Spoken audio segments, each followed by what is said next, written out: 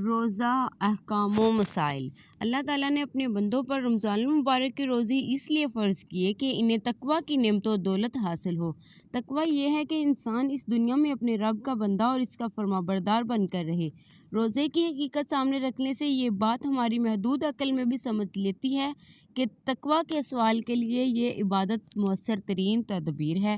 رمضان المبارک اسلامی سال کا 9واں مہینہ ہے۔ یہ مہینہ اللہ تعالیٰ کی رحمتوں، برکتوں، کامیابیوں اور کامرانیوں کا مہینہ ہے۔ اپنی عظمتوں اور برکتوں کے لحاظ سے دیگر مہینوں سے ممتاز ہے۔ رمضان المبارک وہی مہینہ ہے جس میں اللہ تعالیٰ کی آخری آسمانی کتاب قرآن مجید کا نزول لوح محفوظ آسمان دنیا پر ہوا۔